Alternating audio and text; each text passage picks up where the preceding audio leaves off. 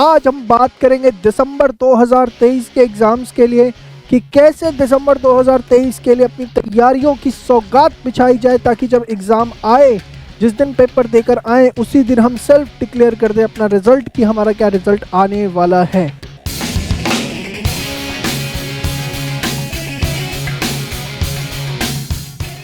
दिसंबर 2023। देखो एक चीज़ समझो, आपके पास दो पैटर्न के पेपर हैं। एक है आपके पास डिस्क्रिप्टिव, ठीक है, और एक है आपके पास ऑब्जेक्टिव।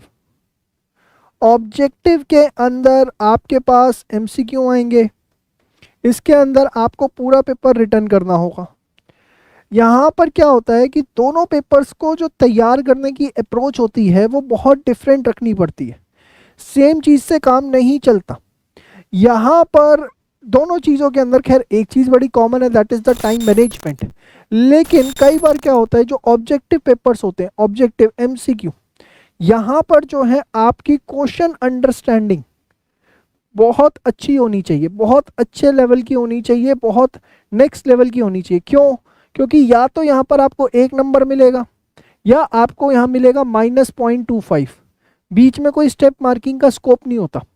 और इस वजह से क्या होता है कि मैक्सिमम बच्चे अगर हम देखें तो वो एमसीक्यू पेपर के अंदर प्रॉब्लम फेस करते हैं। प्रॉब्लम क्यों फेस करते हैं? क्योंकि यहाँ पर स्टेप मार्किंग नहीं होती। जबकि हम बात करें डिस्क्रिप्टिव पेपर के अंदर, वहाँ पर अगर हमारी क्वेश्चन अंडरस्टैंडिंग ठीक ठाक भी है, बहुत सुप्रीम नहीं भी है, तो भी हमारा काम चल जाता है। यहाँ पर क्या है, हमारी क्वेश्चन अंडरस्टैंडिंग जो है ना वो एक लेवल पे भी हो गई अगर तो ठीक है। क्यों? क्योंकि यहाँ पर हमारे पास क्या होती है, एग्जाम के अंदर स्टेप मार्किंग होती है। भाई अगर आप कुछ भी लिख के आए हैं तो उसके बेसिस पे आपको जो है मार्किंग मिलेगी। लेकिन यहाँ पर क्या है, ये हमारी एकदम सुपर होनी चाहिए। क्यों? क्योंकि हमारी जो है यहाँ पर किसी भी तरीके की कोई स्टेप मार्किंग नहीं होती। ये बात तो आपको अच्छे से समझ में आती होगी, यस और नो? तो यहाँ पर क्या होता है,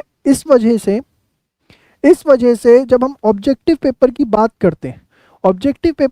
करते हैं तो हमको ना एक चीज़ बड़ी स्ट्रिक्टली ध्यान रखनी है। क्या? कि जब हम कोई एमसीक्यू पेपर की तैयारी कर रहे हैं तो जितने हमारे नंबर ऑफ क्वेश्चंस, जो हम नंबर ऑफ क्वेश्चंस सॉल्व कर रहे हैं, जितने वो ज़्यादा होंगे उतना हमारा जो कंफर्ट जोन है उस पेपर को लेके, या मैं कहूँ कॉन्फिडेंस लेवल है, ठीक है ना, या मैं कहूँ कि हमारा लेवल ऑफ प्रिपरेशन है, वो जो है अच्छा रहेगा, उतना हाई रहेगा जितने आप ज़्यादा नंबर ऑफ क्वेश्चन सॉल्व करोगे। तो एमसीक्यू में पेपर में जितने हम ज़्यादा क्वेश्चन सॉल्व करेंगे उतना हमारा comfort zone, confidence level of preparation जो है उतना अच्छा रहेगा। तो हमें जब तैयारी करनी होती है ना ऑब्जेक्टिव पेपर की, तो यहाँ पर ठीक है, एक कॉन्सेप्ट अंडरस्टैंडिंग ठीक है हो गई। लेकिन एक चीज़ समझना, अगर मैं कोई भी पर्टिकुलर कॉन्सेप्ट की बात करूँ, कोई भी पर्टिकुलर कॉन्सेप्ट की, अगर उसमें डिस्क्रिप्टिव पेपर, ठीक है ना, डिस्क्रिप्टिव क्वेश्चन 5 तरह के बनाए जा सकते हैं, तो वहीं उसके ऊपर एमसीक्यू क्वेश्चन ना आप 100 तरह के बना सकते हो। यस, ये एकदम फैक्ट बात है ये, क्योंकि ऑब्जेक्टिव पेपर हो जाते हैं यहाँ पर। इसीलिए जो है आप जितने क्वेश्चन सॉल्व करेंगे उतना आपके लिए अच्छा रहेगा। इससे होगा क्या, इससे आपको फ़ायदा ये मिलता है कि आपको जो है ना वैरायटी ऑफ क्वेश्चंस की एक अंडरस्टैंडिंग डेवलप होती है कि यस इस तरह की जो चीज़ें हैं घुमा फिरा के आ सकती हैं। क्या होता है? वैरायटी ऑफ क्वेश्चंस की अंडरस्टैंडिंग। आप समझ पा रहे हैं इस चीज़ को? और ये बहुत ज़रूरी है। तो साहब क्या करें? मैं आपको ये एडवाइस दूंगा कि देखो, अगर दिसंबर 23 के लिए आप प्रिपेयर कर रहे हो तो जो ऑब्जेक्टिव पेपर है, ऑब्जेक्टिव पेपर जब आप प्रिपेयर करना शुरू करो, हो सकता है अभी आप डिस्क्रिप्टिव पढ़ रहे हो, बाद में ऑब्जेक्टिव करो, या जिस दिन से भी आप ऑब्जेक्टिव पेपर पढ़ना शुरू करते हो, तो इसके अंदर ना टेस्ट की रेगुलरिटी बहुत अच्छी होनी चाहिए, बहुत ही अच्छी रेगुलरिटी होनी चाहिए टेस्ट की। मतलब यहाँ आप ये कोशिश करें कि आप हर चैप्टर के कम से कम 4 से 5 टेस्ट जो है वो दें। आपकी ये कोशिश होनी चाहिए कि यहाँ पर मुझे हर चैप्टर के जो है 4 से 5 टेस्ट देने हैं। हाँ, ये अगर आप डिस्क्रिप्टिव की बात करते हो तो डिस्क्रिप्टिव में मैं आपको कहूँगा कि अगर आपने 2 टेस्ट भी दे दिए हर चैप्टर के, तो मैं कहूँगा मोर देन सफिशिएंट है। लेकिन वही चीज़ जब आप बात करेंगे ऑब्जेक्टिव पेपर की, एमसीक्यू बेस्ड पेपर की, तो वहाँ मेरा जो है ओपिनियन बहुत डिफरेंट हो जाता है। वहाँ मैं आपको यही कहूँगा कि आप जो है ज़्यादा से ज़्यादा टेस्ट दें, क्योंकि ज़्यादा टेस्ट आप देंगे तो उतने वैरायटी के क्वेश्चंस आपके हाथ से निकलेंगे, और जितने क्वेश्चंस आपके हाथ से निकलेंगे वो जो है आपके लिए काफ़ी अच्छा रहेगा। तो ये बात जो है हमको स्ट्रिक्टली ध्यान रखनी है। तो पहली चीज़ आपको समझ में आ गई क्या, कि भैया टेस्ट देने हैं, चाहे डिस्क्रिप्टिव हो चाहे ऑब्जेक्टिव हो, और ऑब्जेक्टिव पेपर के टेस्ट हमें ज़्यादा देने हैं। यहाँ हम जितने टेस्ट दे रहे हैं डिस्क्रिप्टिव पेपर में हम जितने टेस्ट दे रहे हैं उसको मल्टीप्लाई बाय 2 कर दो, उतने आपको टेस्ट देने हैं किसके, ऑब्जेक्टिव पेपर के, मतलब एमसीक्यू पेपर के। समझ में आ गया, यस और नो? तो ये चीज़ जो है हमको बहुत स्ट्रिक्टली ध्यान रखनी है। क्या साहब इस बार का पेपर के लेके क्या स्कोप है? जैसा मैं बार बार आप लोगों को कहता हूँ कि पेपर मुश्किल नहीं आते, पेपर जो है लेंदी आते हैं, टेक्निकल आ जाते हैं। टेक्निकल आने का मतलब है कि हर कोर्स में कुछ ऐसे पॉइंट्स होते हैं जहाँ बच्चे फंसते हैं। वो सब चीज़ें आपको तभी स्ट्रांग होंगी जितने आप ज़्यादा टेस्ट देंगे। अगर आप सेल्फ स्टडी कर रहे हैं, अगर आप सेल्फ स्टडी भी कर रहे हैं, या किसी गलत कोचिंग के अंदर फंस गए हैं जहाँ पर बिल्कुल भी टेस्ट नाम की चीज़ नहीं होती है, या आप सेल्फ स्टडी कर रहे हैं यूट्यूब माध्यम से, तो भी आपके लिए हमारे पास एक चीज़ है, that is the self study kit. ये सेल्फ स्टडी किट जो है आपके लिए बहुत यूज़फुल है। इसके अंदर साहब क्या मिलेंगे, इसके अंदर आपको 500 से ज़्यादा टेस्ट मिलेंगे on an average. Her descriptive paper के आपको 2 टेस्ट मिनिमम, ऑब्जेक्टिव के अगर आप देखेंगे तो 4 से 6 टेस्ट आपको जो है मिलेंगे, प्लस आपको फुल कोर्स के मॉक टेस्ट मिलेंगे। सो डिस्क्रिप्टिव में 10-10 मिलेंगे, ऑब्जेक्टिव के अंदर 20-20 टेस्ट मिलेंगे। बहुत बड़ी चीज़ है, ठीक है ना? तो आपको इसकी 4 टेस्ट की जो है 500 टेस्ट की 4 बुक्स भी मिलती हैं। साथ में आपको जो है 4 बुक्स मिलेंगी किसकी, परफेक्ट प्रैक्टिस की।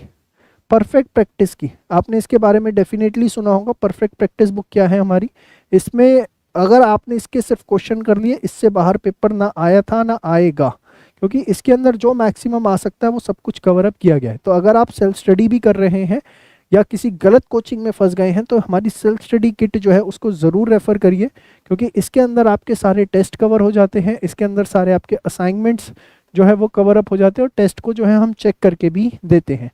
बहुत बढ़िया चीज़ है ये सेल्फ स्टडी किट। चलिए, तो आपको समझ में आ गया कि भैया किस तरीके से अपन लोगों को जो है दिसंबर 2023 के लिए फोकस करना है, कि ऑब्जेक्टिव पेपर के टेस्ट हमें डबल देने हैं as compared to descriptive paper. इसके बाद देखिए, एक चीज़ मैं आपको ये कहूँगा, अभी आप लोगों के पास अच्छा खासा समय है, आप पढ़ाई कर रहे हैं, कोई अभी से ABC एनालिसिस मत करिए, कोई ABC एनालिसिस नहीं। आपको कोशिश ये करनी है, आपके पास समय है, अच्छा खासा समय है, कि आप हर सब्जेक्ट का 95% प्लस, या मैं कहूँ 100% सिलेबस जो है वो करके जाएं। आपके पास पूरा समय है, कोई इसमें तकलीफ वाली बात नहीं है, बड़ी आसानी से जो है सिलेबस को कंप्लीट किया जा सकता है, ठीक है ना? देखिए, जब आप एग्ज़ाम से 1.5 महीने 2 महीने पहले प्रिपेयर कर रहे हैं, 3 महीने पहले, तो आप 70-75% से ऊपर सिलेबस नहीं कर पाते। ये चीज़ तो देखो कहीं से नहीं छुपी, कि जितना आप सिलेबस करके जाओगे उतना आपके लिए अच्छा रहेगा। लेकिन एक चीज़ हमें और भी ध्यान रखनी है, कि जब हम सिलेबस करने की बात करते हैं तो हमें 3 फैक्टर्स पे काम करना है। सबसे पहले कि हमारे उसके कॉन्सेप्ट क्लियर है या नहीं, पहली चीज़, जो कि हो सकता है कि आपकी ऑनलाइन क्लासेस चल रही हो वहाँ से क्लियर हो सकता है आपने ऑफलाइन कोचिंग हो वहाँ से या हो सकता है कि सेल्फ स्टडी कर रहे हो, या हो सकता है आपको कोई भैया दीदी पढ़ा रहे हो, ठीक है ना? आजकल भैया दीदी का भी तो बड़ा ट्रेंड है। तो कहीं से भी जो है क्या बोलते हैं, आपके कॉन्सेप्ट क्लियर हो सकते हैं, कॉन्सेप्ट क्लियर होने चाहिए, कहीं से भी हो, कोई फ़र्क नहीं पड़ता। दूसरा उसके बाद क्या है, उसके बाद आपका जो है, आपका नेक्स्ट है परफेक्ट प्रैक्टिस बुक। इसके सारे क्वेश्चन जो है आपको अपने हाथ से करने ही करने हैं, कोई भी क्वेश्चन आपको नहीं छोड़ना। अगर आपने परफेक्ट प्रैक्टिस बुक के क्वेश्चन कर लिए तो सब कुछ इसमें कवर अप हो जाता है। साहब क्या क्या कवर हो जाता है, ICI के स्टडी मैट के क्वेश्चंस हो जाते हैं, RTP के सारे क्वेश्चन हो जाते हैं, मॉक टेस्ट के सारे क्वेश्चन हो जाते हैं, पास्ट एग्ज़ाम के क्वेश्चंस हो जाते हैं। इसके अलावा जो डिफ़िकल्ट क्वेश्चंस एक्सपेक्टेड हैं भी, वो भी इसके अंदर जो है हमने ड्राफ्ट करके डाल रखे हैं, वो भी इसके अंदर कवर अप हो जाते हैं। और तीसरी चीज़ उसके बाद जो है आपका आता है टेस्ट। तो ये 3 चीज़ें आपको फॉलो करनी है। सबसे पहले क्या, कि अपन को जो है कॉन्सेप्ट करना है, कॉन्सेप्ट के बिना अपने को आगे नहीं बढ़ना।